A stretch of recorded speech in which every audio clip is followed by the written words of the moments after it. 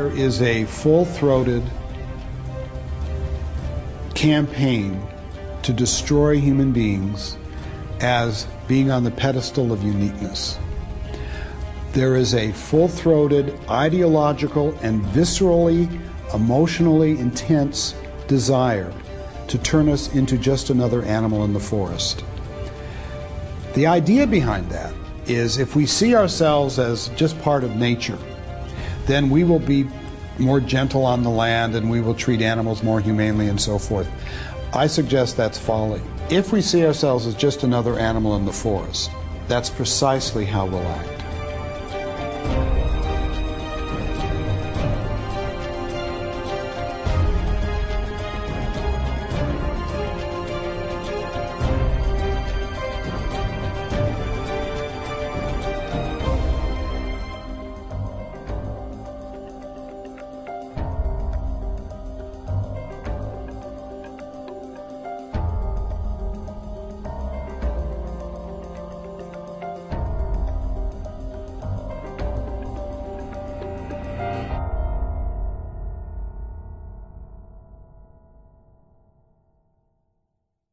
In September 2010, longtime environmental activist James Lee took hostages at the headquarters of the Discovery Channel cable network, just outside of Washington, D.C. He pulled out the handgun that he came in with and pointed it at one of the hostages.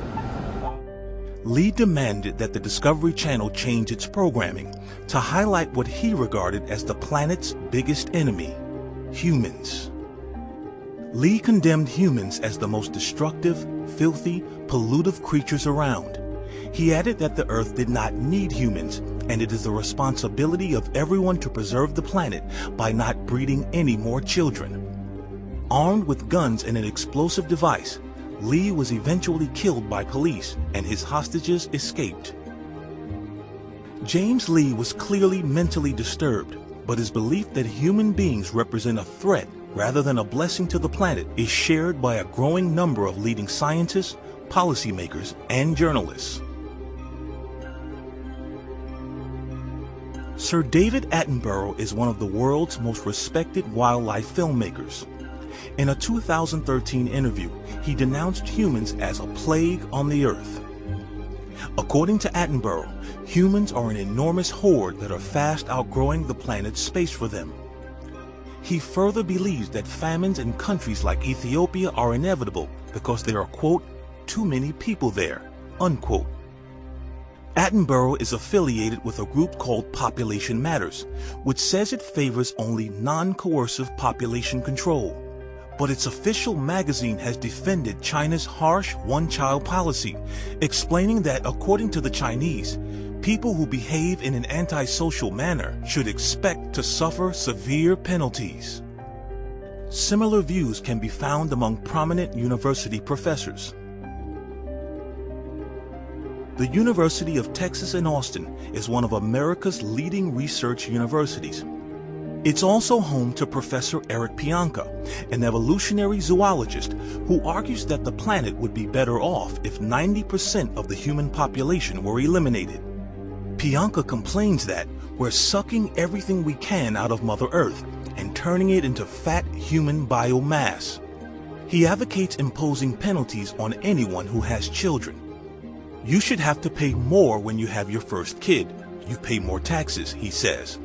When you have your second kid, you pay a lot more taxes. And when you have your third kid, you don't get anything back. They take it all.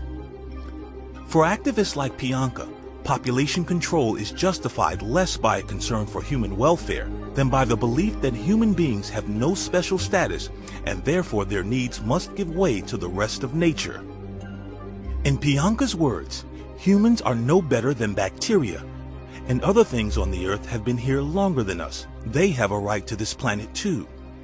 That includes wasps that sting you, ants that bite you, scorpions, and rattlesnakes. Wesley Smith has been recognized as one of America's leading experts in the area of bioethics. A longtime defender of human rights, he has co-authored 4 books with consumer advocate Ralph Nader. Smith believes it's important to protect our planet, but in recent years, he has grown increasingly concerned about a radical strain of environmentalism that views humans as the enemy. Radical environmentalism says we're the villains of the planet. We're the cancer on the earth. We're the vermin species. We are destroying this pristine planet.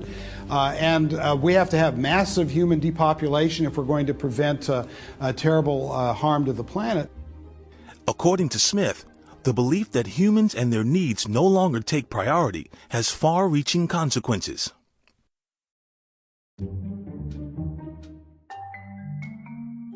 It's a day sometime in the future, and you are shopping at your local supermarket. You want to buy a steak for dinner, but there is no steak to be found. In fact, there is no pork, there is no chicken, there is no meat at all. The store manager explains to you that a judge has just issued an order on behalf of cows, pigs, and chickens to prevent the violation of their constitutional rights. Welcome to an emerging area of the law known as animal standing. One of the major agenda items in the animal rights movement is to give animals the right to sue. This is called animal standing. And the idea is that animals could, say, rise up against their cattle herders and sue them. Well, of course, it wouldn't be the animals who would be utterly oblivious to what was going on. It would be ideologues like People for the Ethical Treatment of Animals who would then take these animals as litigants and bring a lawsuit in the name of the animals to get what they want done in terms of their ideological desires.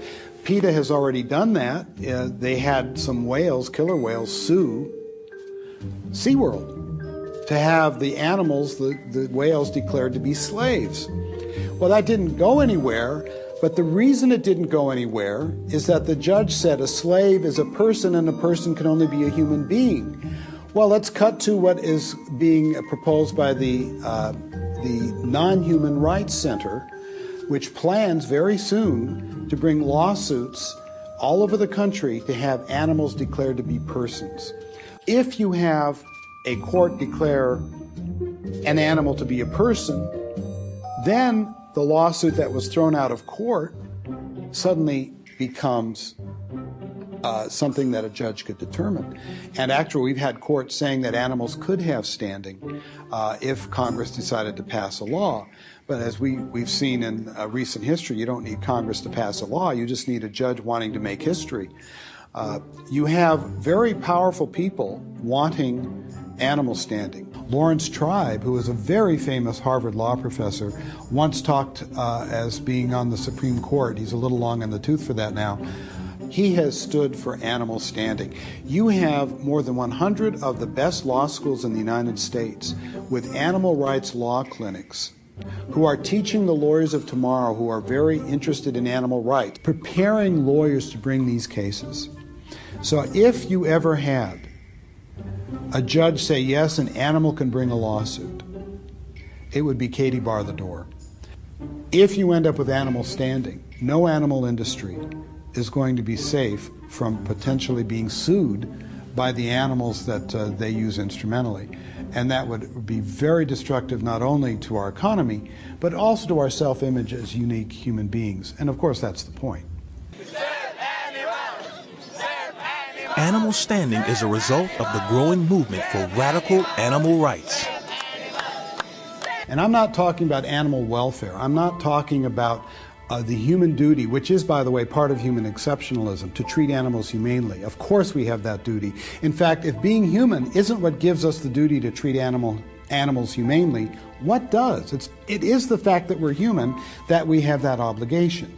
But animal rights, the ideology,